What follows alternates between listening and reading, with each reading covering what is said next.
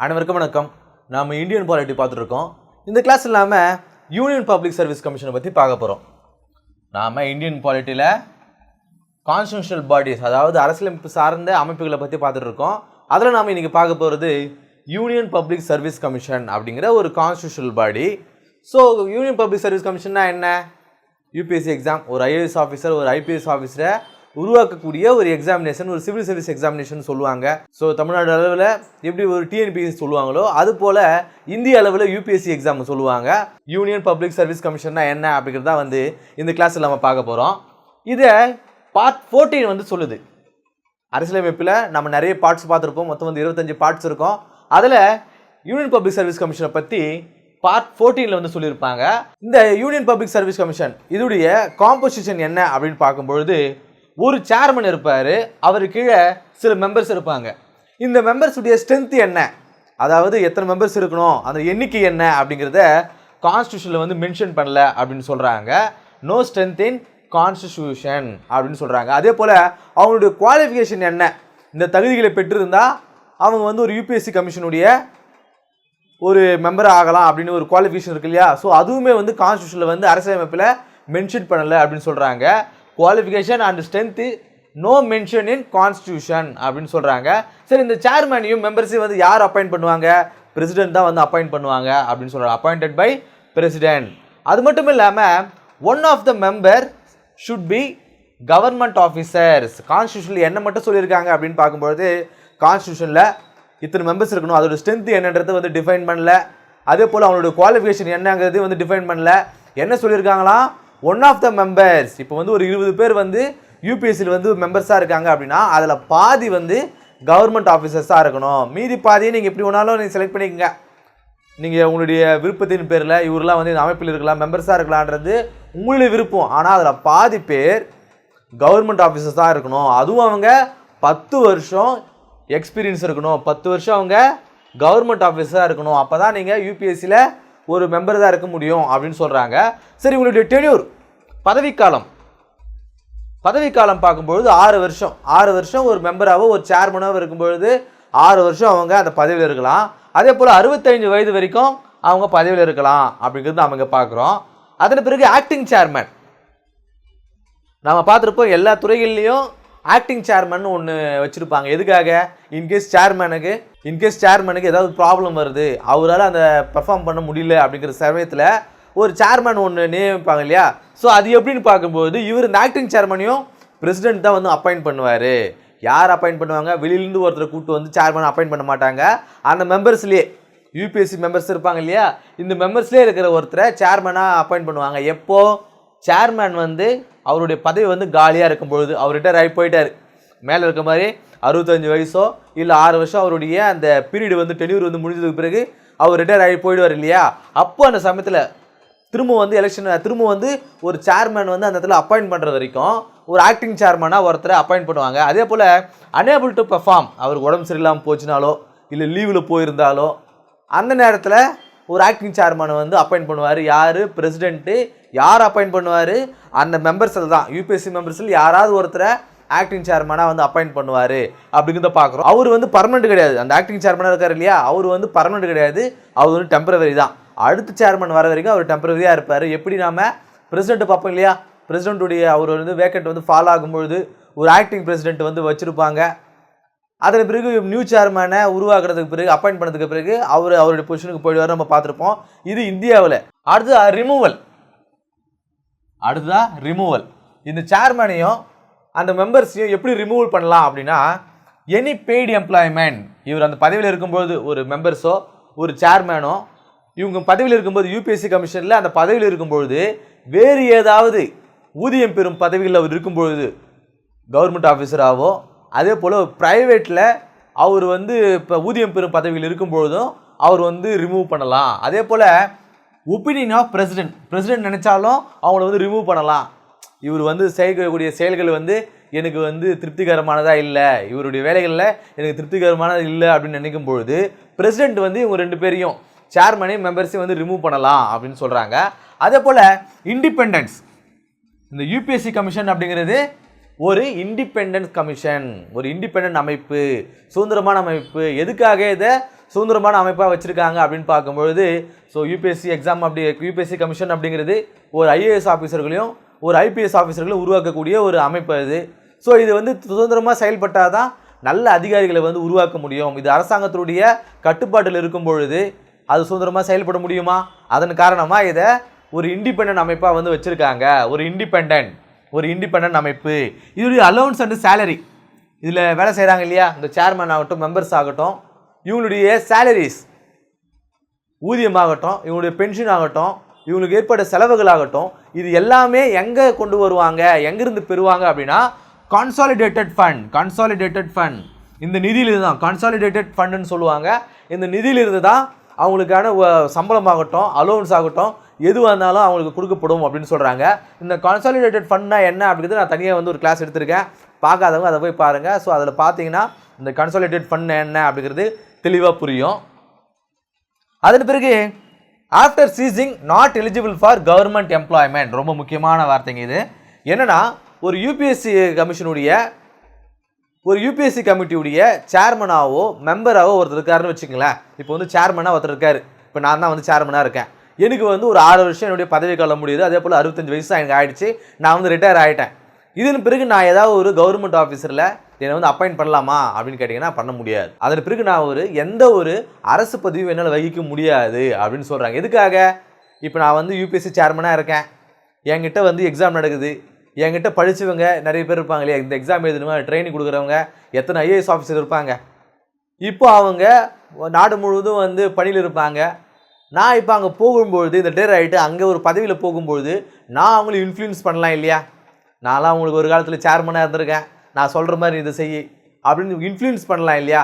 So அதன் காரணமாக UPSC சேர்மனாக இருக்கிற ஒருத்தர் அவர் வந்து ரிட்டையர் ஆனதுக்கு பிறகு வேறு எந்த கவர்மெண்ட் பதவியிலையும் வந்து இருக்க முடியாது அப்படின்னு சொல்கிறாங்க. அதே போல் மெம்பர்ஸ், முன்னாடி பார்த்து வந்து இது வந்து சேர்மனுக்கு, அதன் பிறகு வந்து ஒரு மெம்பர் யூபிஎஸ்சி கமிட்டியில் ஒருத்தர் வந்து மெம்பராக இருக்கார் அப்படின்னா அவர் ரிட்டையர் ஆனதுக்கு பிறகு யூபிஎஸ்சி சேர்மன் ஆகலாம். ஒரு மெம்பர் ரிட்டையர் ஆனதுக்கு பிறகு யூபிஎஸ்சி சேர்மன் ஆகலாம். அப்படி இல்லை அப்படின்னா ஸ்டேட் பப்ளிக் சர்வீஸ் கமிஷன் இருக்கு இல்லையா, யூபிஎஸ்சி மாதிரி டிஎன்பிஎஸ்சி இருக்கு இல்லையா, டிஎன்பிஎஸ்சியில் அவர் வந்து பணியில் இருக்கலாம், அந்த பதவியில் இருக்கலாம். ஆனால் அவர் அதே பதவியில் வந்து வேறு எந்த பதவியிலையும் வந்து அவர்கள் இருக்க முடியாது. ஒன்று அவர் ஒரு மெம்பர் யூபிஎஸ்சி கமிட்டியுடைய ஒரு மெம்பர் வந்து அது யூபிஎஸ்சிலே சேர்மன் ஆகலாம். அப்படி இல்லைன்னா டிஎன்பிஎஸ்சி மாதிரியான ஒரு ஸ்டேட் பப்ளிக் சர்வீஸ் கமிஷனில் அவர் பணியில் இருக்கலாம் அப்படின்னு சொல்கிறாங்க. ஆனால் அவர் வேறு எந்த கவர்மெண்ட் பதவியிலும் வந்து இருக்க முடியாது அப்படின்னு சொல்கிறாங்க. அதே மாதிரி தான் போன ரீசன்ஸ் மாதிரி தான் மற்றவங்கள அவர் இன்ஃப்ளூயன்ஸ் பண்ணலாம் அதன் காரணமாக. அதன் பிறகு இது கீழே both not eligible for reappointment என்ன சொல்கிறாங்க அப்படின்னா, இது மேலே இருக்கிறது பார்க்குறது வந்து சேர்மனுக்கு பார்த்தோம், கீழே வந்து மெம்பர்ஸுக்கு பார்த்தோம். ஒரு சேர்மனாக இருக்கிறவர் அதன் பிறகு எந்த ஒரு பதவியிலும் இருக்க முடியாது அப்படிங்கிறத பார்த்தோம். ஒரு மெம்பராக இருக்கிறவர் ஒன்று சேர்மன் ஆகலாம், இல்லை டிஎன்பிஎஸ்சி மாதிரியான அமைப்புகளில் அதில் பதவியில் இருக்கலாம். ஆனால் 2 பேருமே சேர்மனாக இருந்தாலும் மெம்பராக இருந்தாலும் 2 பேருமே ரீஅப்பாயின்மெண்ட் பண்ண முடியாது அப்படின்னு சொல்கிறாங்க. நான் ஒரு 6 வருஷம் இருந்தேங்க, இப்போ யூபிஎஸ்சி சேர்மனாக 6 வருஷம் இருந்தேன், நான் வந்து ரிட்டையர் ஆகிட்டேன். திரும்ப நான் அந்த இடத்துல பதவியில் இருக்கலாமா, சேர்மனாக இருக்கலாம், அகைன் இருக்கலாமா? முடியாது. ஒரே ஒரு 6 வருஷம் தான், அதோடு நான் வந்துடணும். அதே போல் தான் மெம்பராகும். நான் ஒரு 6 வருஷம் மெம்பராக இருந்தேன் அப்படின்னா திரும்ப என்னுடைய பதவி முடிஞ்சிச்சு, திரும்ப நான் அந்த இடத்துல ரீஅப்பாயின்மெண்ட் பண்ணுறேன் அப்படின்னா பண்ண முடியாது. எப்படி ராஜ்யசபா எம்பிக்கெலாம் வந்து அகைன் எனக்கு என்ன நம்பர் ஆஃப் டைம்ஸ் அவங்க வந்து திரும்ப அந்த பதவியில் இருக்கலாம். நம்ம பார்த்துருப்போம், ராஜ்யசபாவில் ஒரு எம்பியாக இருக்கார் அப்படின்னா அவர் வந்து 6 வருஷம் தான் அவருடைய பதவி காலம், 6 வருஷம் தான் ஒரு ராஜ்யசபா எம்பியாக இருக்க முடியும். ஆனாலும் அதன் பிறகும் அவர் எத்தனை முறை வேணுனாலும் ராஜ்யசபா எம்பியாக இருக்கலாம் அப்படின்னு சொல்கிறாங்க இல்லையா. ஸோ அந்த ஃபெசிலிட்டிஸ் வந்து இவருக்கு கிடையாது அப்படின்னு சொல்கிறாங்க. யாருக்கு? சேர்மனுக்கும் அண்ட் மெம்பர்ஸுக்கும் இருக்காது அப்படின்னு சொல்கிறாங்க. அதன் பிறகு அவங்களுடைய ஃபங்க்ஷன்ஸ், யூபிஎஸ்சியுடைய ஃபங்க்ஷன்ஸ் என்ன அப்படின்னு பார்க்கும்பொழுது கண்டக்ட் எக்ஸாமினேஷன். யூபிஎஸ்சி எதுக்காக? எக்ஸாமினேஷனுக்காக தான். ஒரு ஐஏஎஸ் ஆஃபீஸரையும் ஒரு ஐபிஎஸ் ஆஃபீஸரையும் உருவாக்கக்கூடிய எக்ஸாம்ஸை, சிவில் சர்வீஸ் எக்ஸாம்ஸை நடத்தக்கூடிய ஒரு அமைப்பு இது அப்படின்னு சொல்கிறாங்க. அதே போல் டிசிப்ளினரி மேட்டர்ஸ், ஒரு ஒழுங்கு நடவடிக்கைகள் எடுப்பாங்க இல்லையா. ஒரு ஐஏஎஸ் ஆஃபீஸரோ ஒரு ஐபிஎஸ் ஆஃபீஸரோ ஒரு தவறான முறைகளில் செயல்படும் பொழுது ஒழுங்கு நடவடிக்கைகள் வந்து எடுப்பாங்க இல்லையா. பெருசில் கூட டிவியில் பார்த்துருப்பீங்க, ஒரு ஐஏஎஸ் ஆஃபீஸர் வந்து முறைகேடுனால இந்த மாற்றுத்திறனாளிகளோட சர்டிஃபிகேட்டை வச்சு அவர் வந்து முறைகேடுனால எக்ஸாம் எழுதி பாஸ் பண்ணாங்க அப்படின்னு சொல்லிட்டு பார்த்துருப்போம். அவங்க பேர் சொல்ல வேணாம், அவங்கள பார்த்துருப்போம். ஸோ அது மாதிரியான டிசிப்ளினரி மேட்டர்ஸ்லையும் யூபிஎஸ்சி வந்து தலையிடுவாங்க அப்படின்ற மாதிரி சொல்லியிருக்காங்க. அதே போல் ரோல், இவங்களோட ரோல் என்ன அப்படின்னு பார்க்கும்போது watch talk of merit system உடைய ஒரு வாட்ச் டாக் அப்படின்னு சொல்கிறாங்க. யாரை? யூபிஎஸ்சியை. Watch talk of merit system யார்? யூபிஎஸ்சி. இது யார் சொல்கிறது? Constitution visualise UPSC is watch talk of merit system அப்படின்னு சொல்கிறாங்க. யார்? கான்ஸ்டியூஷன் சொல்லுதான். கான்ஸ்டியூஷன் என்ன சொல்லுது? யூபிஎஸ்சி அப்படிங்கிறது ஒரு watch talk of merit system உடைய ஒரு வாட்ச் டாக் அப்படின்னு வந்து கான்ஸ்டியூஷன் சொல்லுதுன்னு சொல்கிறாங்க. Government consult to UPSC. சரி, இவங்க என்னென்ன வேலைகள் செய்கிறாங்க அப்படின்னு பார்க்கும்போது கவர்மெண்ட் அரசாங்கம் எதுக்கெல்லாம் இவங்ககிட்ட கன்சல்ட் பண்ணும் அப்படின்னு பார்க்கும்பொழுது டிசிப்ளினரி ஆக்ஷன் அண்ட் ப்ரொமோஷன். ஒரு ஐஏஎஸ் ஆஃபீஸர் இருக்கார், அவர் வந்து அவருக்கு பதவி உயர்வு கொடுக்கணும் அப்படின்னா அந்த சமயத்தில் இவர் யூபிஎஸ்சி கிட்ட வந்து அவங்க சஜஷன் கேட்பாங்க, கன்சல்ட் பண்ணுவாங்க. அதே போல் அவங்க மேலே வந்து டிசிப்ளினரி ஆக்ஷன் ஒழுங்கு நடவடிக்கைகள் எடுக்கும்பொழுது அவங்ககிட்ட வந்து கன்சல்ட் பண்ணுவாங்க அப்படின்னு சொல்கிறாங்க. ஆனால் பாருங்கள், not in classification of services, pay, training. இதெல்லாம் வந்து ஒரு ஐஏஎஸ் ஆஃபீஸருடைய சம்பளம் என்ன, அவருக்கு யார் ட்ரைனிங் கொடுக்கறது, அவருடைய கேடர் மேனேஜ்மெண்ட்னு சொல்லுவாங்க. கேடர் பார்த்துருப்போம், எந்த மாநிலத்தில் அவர் வந்து வேலை செய்யணும், இந்த மாதிரியான விஷயங்கள் எல்லாம் யூபிஎஸ்சி வந்து முடிவெடுக்காது. அது யார் முடிவெடுப்பாங்க? Department of personnel and training. இந்த டிபார்ட்மெண்ட் தான் இதெல்லாம் வந்து கவனிக்கும் அப்படின்னு சொல்கிறாங்க. என்ன? கவர்மெண்ட் யூபிஎஸ்சி வந்து எதுக்காக யூபிஎஸ்சியை கன்சல்ட் பண்ணோம்? ஒன்று அவங்க கிட்ட ப்ரொமோஷன் கொடுக்கலாமா, இந்த ஐஏஎஸ் ஆஃபீஸருக்கு ப்ரொமோஷன் கொடுக்கலாமா, ஆர்எல்ஸ் இவருக்கு வந்து டிசிப்ளினரி ஆக்ஷன் ஒழுங்கு நடவடிக்கையில் வந்து ஒரு எடுக்கும் பொழுதும் கன்சல்ட் பண்ணணும். ஆனால் எங்கெங்கெல்லாம் வந்து கன்சல்ட் பண்ணாது? இவருக்கு எவ்வளோ சம்பளம் போடணும், இவருக்கு வந்து ட்ரைனிங் கொடுக்கலாமா, இல்லை இவர் எந்த மாநிலத்தில் வந்து பதவி அமர்த்தணும், இந்த மாதிரியான விஷயங்களுக்கெல்லாம் யூபிஎஸ்சி கிட்ட கவர்மெண்ட் வந்து கன்சல்ட் பண்ணாது. இப்போ நான் ஒரு ஐஏஎஸ் ஆஃபீஸராக போயிட்டு ஒரு 5 வருஷம் தமிழ்நாட்டில் ஒர்க் பண்ணுறேன் அப்படின்னா, இப்போ நான் ஒரு வேற ஒரு விஷயமா ஆந்திராவுக்கு நான் மாற்றணும், என்னை ஆந்திராவில் என்னை பணியமர்த்துறாங்க அப்படின்னா அந்த நேரத்தில் போயிட்டு நான் யூபிஎஸ்சி வந்து கன்சல்ட் பண்ண வேண்டிய அவசியம் கிடையாது. அவங்க வந்து department of personnel and training, இந்த டிபார்ட்மெண்ட் தான் அதெல்லாம் கவனிச்சிக்கும் அப்படின்னு சொல்கிறாங்க. இந்த டிபார்ட்மெண்ட் என்ன அப்படின்னு பார்க்கும்பொழுது ministry of personnel public grievances and pensions. 1985 ஒரு மினிஸ்ட்ரி வந்து உருவாக்கியிருப்பாங்க. என்ன? Ministry of personnel public grievances and pensions. இந்த ஒரு மினிஸ்ட்ரியை, இந்த அமைச்சரவையை உருவாக்கியிருப்பாங்க. இந்த அமைச்சரவையில் ஒரு 3 டிபார்ட்மெண்ட் இருக்காங்க. டிபார்ட்மெண்ட் ஆஃப் பர்சனல் ட்ரைனிங், இதுதாங்க பார்த்துருக்கோம், and department of administration reforms and public grievances and department of pensions and pensioners welfare. இந்த 3 டிபார்ட்மெண்ட்டை உள்ளடக்கியது தான் இந்த மேலே நம்ம பார்த்த இந்த மினிஸ்ட்ரி அப்படிங்கிறது. 1985 உருவாக்கியிருப்பாங்க. ஸோ இதில் ஒரு டிபார்ட்மெண்ட் தான் இந்த வேலைகள் எல்லாம் பார்க்குது அப்படின்னு சொல்கிறாங்க. நாம் இங்கே பார்த்துருப்போம், ஒரு சேர்மேனோ ஒரு மெம்பரோ அவர் ரிட்டையர் ஆனதுக்கு பிறகு இந்தியாவில் வேறு எந்த இடத்துலையும் அரசு ஊதியம் பெறும் பதவிகளை வந்து இருக்கக்கூடாது. ஹவுஸ் ஆஃப் ப்ராஃபிட்னு சொல்லிட்டு நாம் குவாலிஃபிகேஷன்ஸில் பார்த்துருப்போம். பிரசிடென்ட்டுடைய குவாலிஃபிகேஷன்ஸில், கவர்னருடைய குவாலிஃபிகேஷன்ஸில் பார்த்துருப்போம். அவர் எந்த ஒரு ஹவுஸ் ஆஃப் ப்ராஃபிட்லேயும் வந்து இருக்கக்கூடாது, ஊதியம் பெறும் பதவியில் இருக்கக்கூடாது அப்படிங்கிறது நம்ம அங்கே பார்த்துருப்போம்.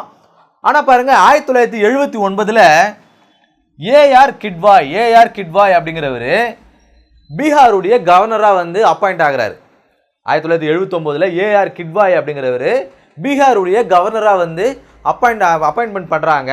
இவர் யார் அப்படின்னா ஒரு ஃபார்மர் யூபிஎஸ்சி சேர்மன், ஒரு முன்னாள் யூபிஎஸ்சியோடைய சேர்மன் அப்படின்னு சொல்கிறாங்க. ஆனால் பாருங்கள், இவர் வந்து எந்த ஒரு யூபிஎஸ்சி சேர்மனாக இருந்தாலும் ரிட்டையர் ஆனதுக்கு பிறகு எந்த ஒரு அரசு ஊதியம் பெறும் பதவியில் இருக்கக்கூடாதுன்னு சொல்கிறாங்க. ஆனால் இவர் எப்படி கவர்னராக வந்து அப்பாயிண்ட் பண்ணலாம் அப்படின்னு பார்க்கும்போது சுப்ரீம் கோர்ட்டு ஒரு கேஸ் போடுறாங்க, இவர் எப்படி வந்து அப்பாயிண்ட் பண்ணலாம் அப்படின்னு சொல்லிட்டு. அப்போ சுப்ரீம் கோர்ட் என்ன சொல்லுது அப்படின்னா, கவர்னர் அப்படிங்கிறது ஒரு கவர்மெண்ட் ஆஃபீஸர் கிடையாது, அவர் வந்து கவர்மெண்ட் ஆஃபீஸர் கிடையாது. Governor is and constitutional officer, ஒரு அரசியலமைப்பு அதிகாரின்னு சொல்கிறாங்க. கான்ஸ்டியூஷனல் ஆஃபீஸர் கவர்னர் அப்படிங்கிறவர் ஒரு கான்ஸ்டியூஷனல் ஆஃபீஸர். ஸோ அவருக்கு அந்த பதவியில் வகிக்கிறது சரிதான் அப்படின்னு சொல்லிட்டு சுப்ரீம் கோர்ட் வந்து சொல்லுது அப்படிங்கிறது நம்ம இங்கே பார்க்குறோம். ஸோ இந்த கிளாஸில் நம்ம union public service commission, IAS அதிகாரிகளும் ஐபிஎஸ் அதிகாரிகளும் உருவாக்கக்கூடிய யூனியன் பப்ளிக் சர்வீஸ் கமிஷன் ஒரு கான்ஸ்டியூஷனல் பாடி, அரசியலமைப்பு சார்ந்த ஒரு அமைப்பு, இதை பற்றி நாம் இந்த கிளாஸில் பார்த்தோம். அடுத்த கிளாஸில் சந்திப்போம். நன்றி.